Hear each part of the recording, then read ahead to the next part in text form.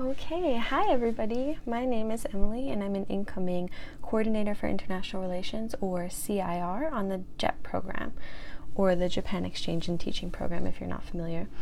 So I decided to make this video, and hopefully many others after this, because this is the stuff that I wish that I'd seen when I was applying to be a CIR. There's a lot of stuff available for ALTs on the JET program on YouTube, and so many great blogs and all of that. But since CIR is a little less common, I noticed that there's not as much available to CIRs who are looking for information, so that's why I wanted to make this video. So if you're not familiar with the JET program or with the CIR position, I'm going to put a couple links below so you can check those out and learn some more. So I figured most of you watching this probably already know what JET and CIR means, so I'm just going to skip past that and go on to what I want to talk about. So if I keep looking down, that's because I'm looking at my laptop. I kind of made some notes. So what I really want to talk about today, as you can tell from the title, is the statement of purpose for the CIR position. So you may know that there's nothing different on the surface about the statement of purpose for ALTs versus CIRs. Like, you have the same prompt and the same questions, and you're asked to write about the same thing, and it's the same length, depending on what country you're applying from. But if you're applying from the US, which I did, it was no longer than 2 pages. There were about 5 questions asked, and you were asked to answer each question. And it was the same for ALT or CIR. So what does the statement of purpose look like for a CIR applicant then? If it's the same as the ALT, why am I making a video on it? So that's what I want to talk to you. So I want to show you some parts of my own personal statement of purpose. But before that, I'd like to give you some suggestions that are kind of more general. So first, before I say that, I kind of want to give a disclaimer. So everything that you write should not only be true and accurate, but unique to your own experiences. So there's no right way to write an SOP, and my suggestions should be taken with a grain of salt. So if what I suggest works for you and you want to use that in your own SOP, that's great, that's awesome. But if it doesn't mean you should have to create an SOP and fit in everything I say if it's not4 to you and your experiences. So I just wanted to get that out of the way. So that being said, here are the points. I think I have 4 of them that make a great CIR statement of purpose. So number 1, prior experience in Japan. If you have any experience living in Japan, which you probably do if you're applying for a CIR position, highlight that. But so most CIRs have experience studying, interning, living in Japan in the past. Bring that up if you do, but don't just say you did it. Don't just say, oh, I lived in Japan for a year studying abroad, or oh, I interned at this company in Japan. Say what about your experience in Japan made you realize that the CIR position was a good fit for you. So specifically, what about your experience living in Japan made you realize that you want to live and work in Japan on the JET program as a CIR? If you interned in Japan, really milk this point, because it shows that you have work experience in Japan, which is, if you get this CIR position, that's what you're doing, is you're going to work in Japan. So talk about how your internship was similar to the CIR position if it was, and how it helped you feel prepared for the CIR position. So this is where you're going to have to show that you did your research. So look up what it is that you're going to be doing on the CIR position, and then talk about how you did those same things if you did in your internship or in your study abroad or any experience that you had in Japan. And if you lived with a host family or had any kind of cultural exchange, talk about that as well, and talk about what that experience did for you. And so number 2 of my suggestions for the SOP. Number 2 is a solid career aspiration after JET. So we all know that JET is not a career. You can't stay on it for longer than 5 years, so there's no reason in acting like you are gonna stay on it for longer than 5 years. So what JET wants to know is how you're going to use your experience on the JET program to further your career after it. So this is hard because all you know right now is that you want to be a CIR, right? That's all I was thinking too. So who knows what's coming after that? Well, even if you're not sure, you kind of have to make it sound like you're sure. So this is also where you're going to want to do some research. So find a career that you really think that you'd like to do and just commit to it for your SOP. So choose one thing that you think you would really enjoy doing, or that you think you'd be really good at, or that you have the experience to do, and commit to that career and do research on it and connect the dots and figure out how the CIR position is going to prepare you for that career, and then bring this up in your SOP. So it's okay if your mind changes later. Like, I'm not telling you choose a career and stick with it for the rest of your life, even if you hate it, but stick with it for the time that you're writing your SOP, because I think that's really important to make it sound like you've thought about your future after JET and how JET is going to help you get there. So number 3 is, if you have any experience with cultural exchange, highlight it. So have you lived with a host family in Japan? Talk about that. Or have you volunteered in your school's Japan club or any other cultural organization? Talk about it. This is also a good time to talk about any experience you have internationally with somewhere besides Japan. So I studied abroad in India for a semester, for a summer. I didn't talk about it in my SOP, but I did find other ways to bring it up in my application because, even this is a Japan program, I think it's also important to talk about how you're ready to, be an ambassador of American culture and how you have intercultural skills. So anything outside of Japan is great as well. So, where am I at? So have you worked with international students on campus? Personally, that's something that I've done that I thought really prepared me for the position.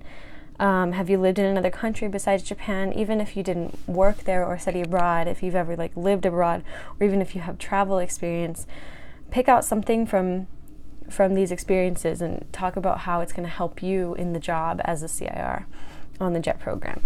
And so the last big thing I think that you should include in your SOP is what you want to do while you're in Japan.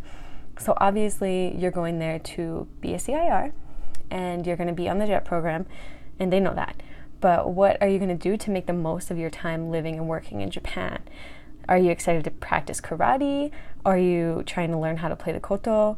Are you going to visit history museums? What is it about living in Japan that you can't do elsewhere, that you're excited about having the opportunity to do when you're there? Talk about this, and it'll show that not only you're committed to the CIR position and intercultural exchange, but also to Japanese culture, which is a big aspect of the program as well. So what are you going to do on the job? Not only what are you going to do with your free time, but I know the CIR position is kind of scary because, when you're thinking about it, it's a little scary because it's just so broad and nobody really knows how to define it, and every situation is different. But I think it's important that you research the position and think about ways that you would like to incorporate your skills and experiences into the job and talk about that here. So you can look up YouTube videos, blogs, or the CIR homepage, which I'll link in the description, which has a lot of great information about what kind of work you'll be doing as a CIR, and bring that up in your SOP and talk about I want to do this, this, and this when I'm a CIR, So all of that being said, this video is getting a little long. I hope it's not overwhelming. I have 2 warnings about writing your statement of purpose. So, warnings, or rather something to ease your stress a little bit.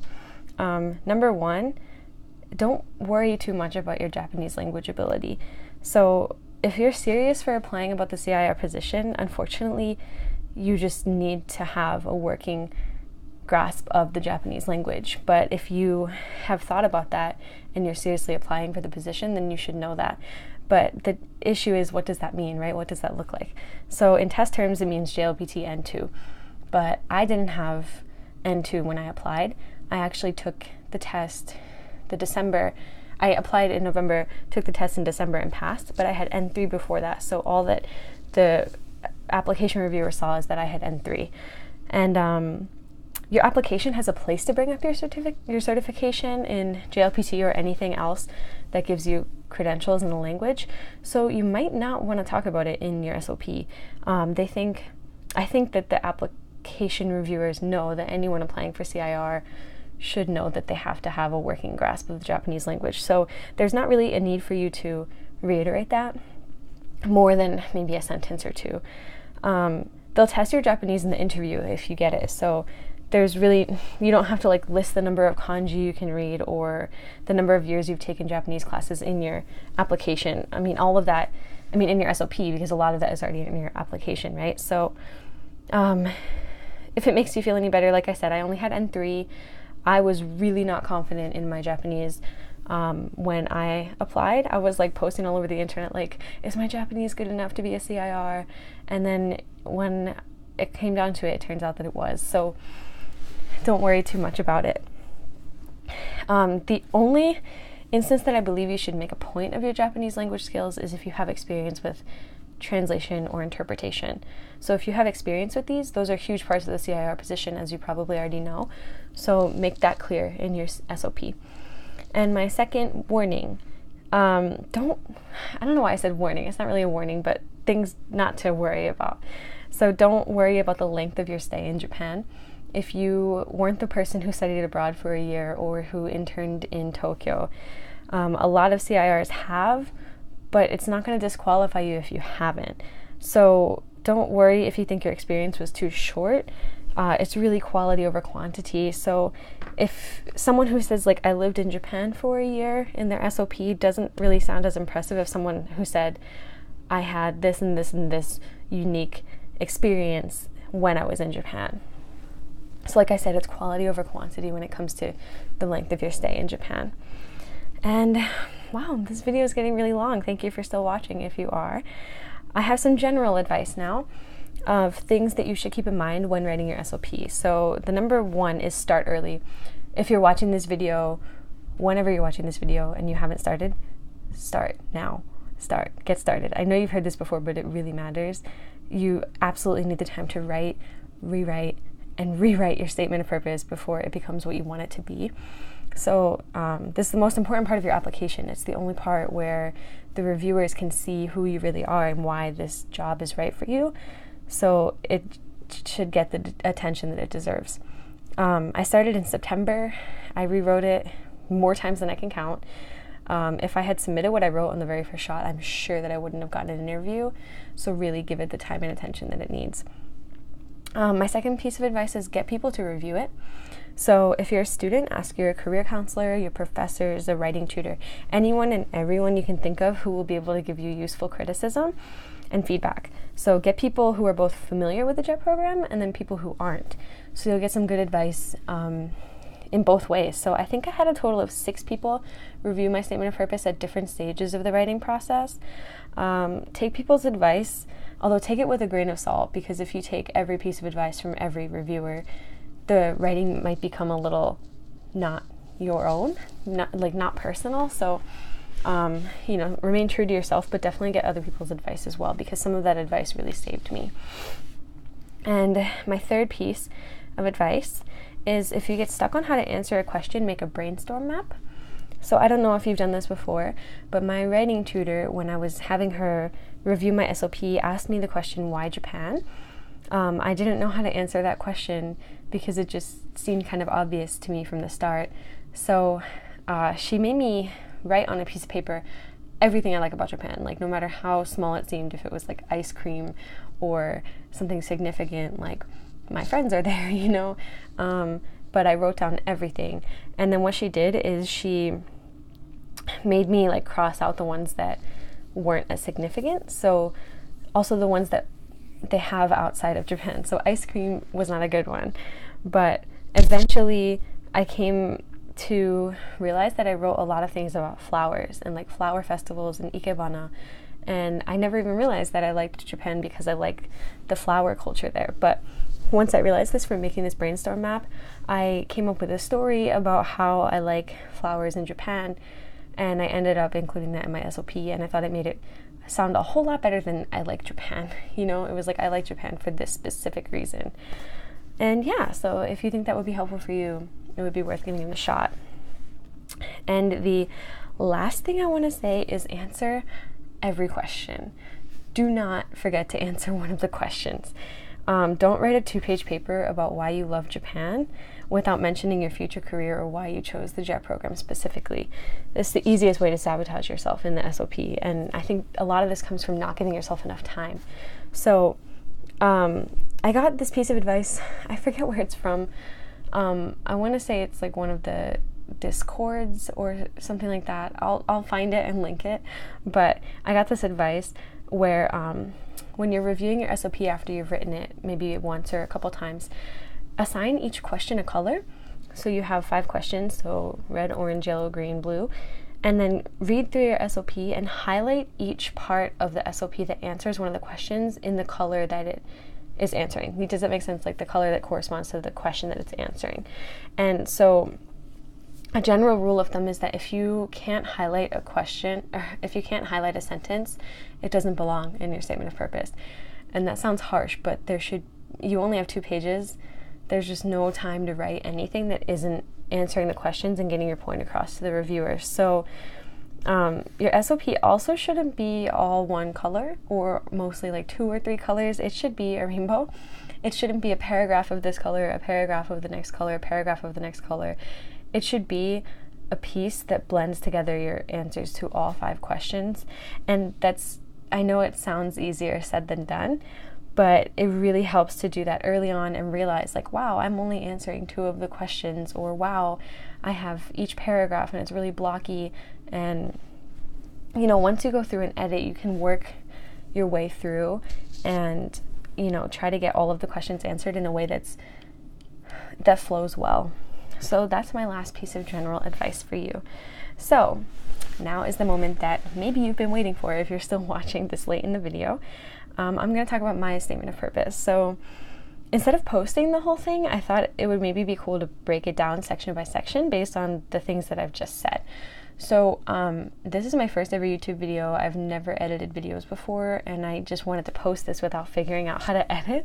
So I was going to put a cool overlay of each paragraph, but I don't know how to do that. So any advice would be appreciated. So instead I'm going to read it. I hope that that's not awful. I hope it helps. But okay, I'll go paragraph by paragraph. So my intro paragraph. Ready? Here we go. Cultural exchange nurtures the small-scale interpersonal connections that become the foundation of substantial international relationships. This concept has driven my experiences studying abroad at Kanda University of International Studies, volunteering with international students at Penn State, and working with Tokyo's foreign residents at Minato City Hall. Through these experiences, I have developed skills in intercultural communication, presentation, and the Japanese language that make me a strong candidate for the Coordinator for International Relations position with the JET program.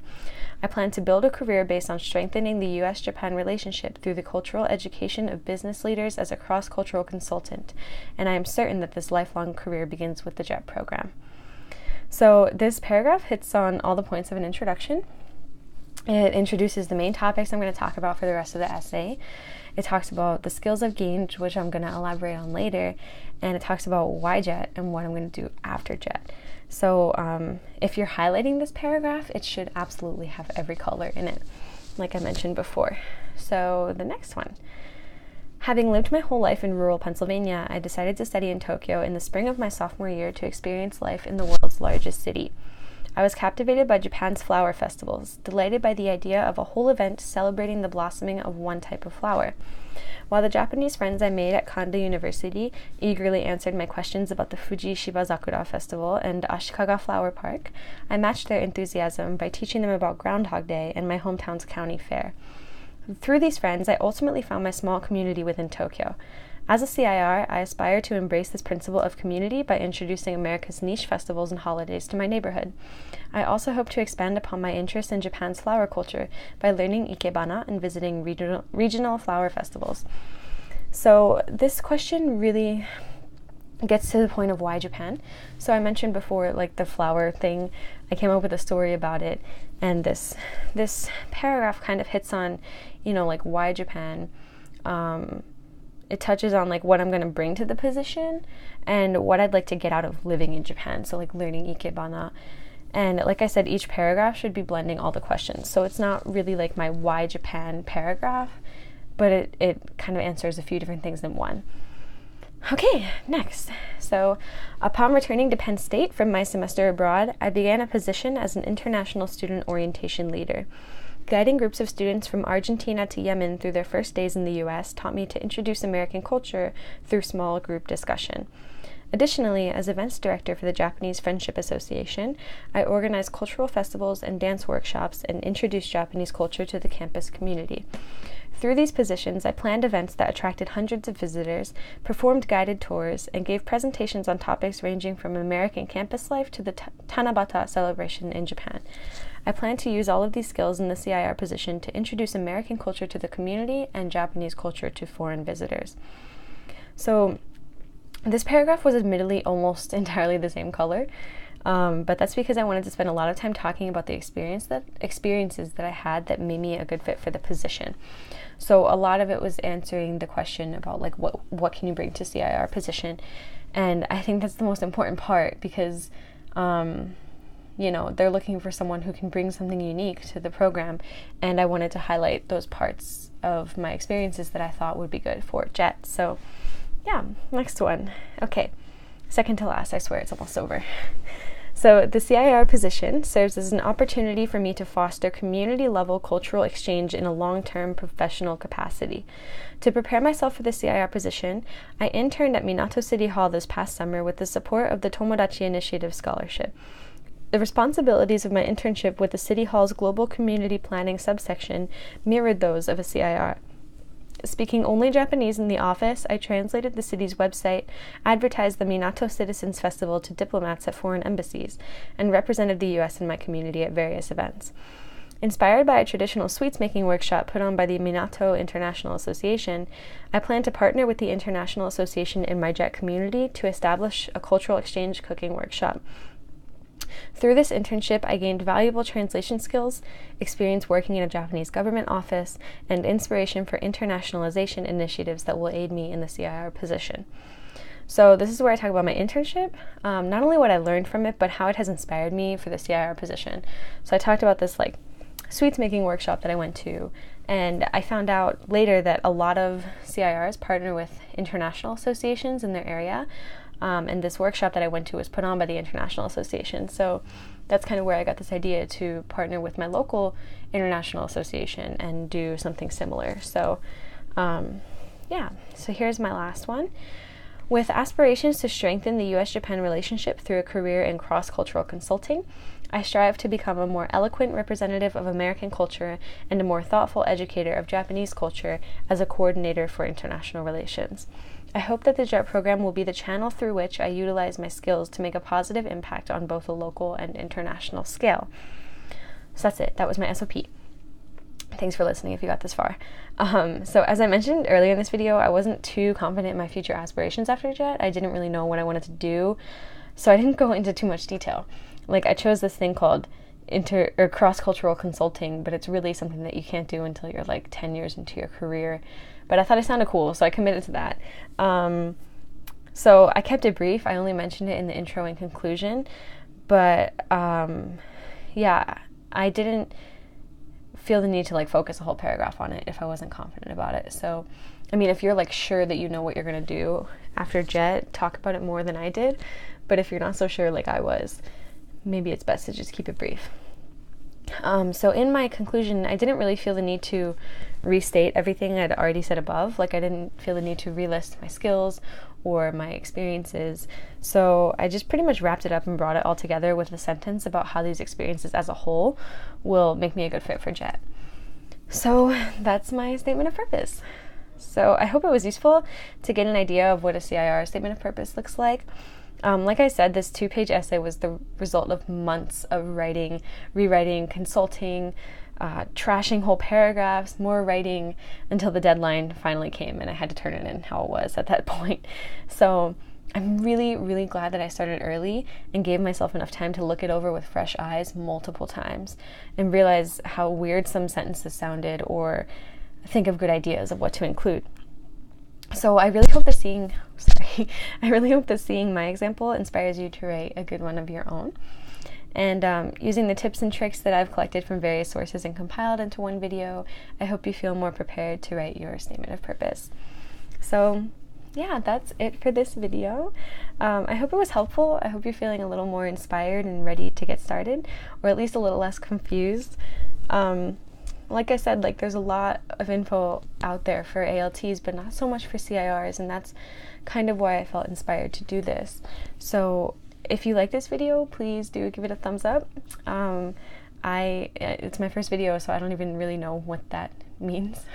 but I'm sure it helps. I plan on making a video on the CIR interview process as well, so if you're interested, make sure you subscribe so you don't miss it. And, if there's anything else that you want to hear about the application process or anything about like CIR, let me know. I'll do my best to make a video on it. I'm still in the US. I haven't even gotten my placement result yet, let alone getting ready to depart for Japan. So there's not a whole lot that I can talk about on the CIR position right now, besides what I've gone through, which is SOP and interview. But when I get to Japan, if there's anything you'd like to see, I will do my best and create a video on it, because like I said, I wish that I had these videos when I was thinking of applying. So yeah, that's all I have. Yeah, let me know what you think. Thank you.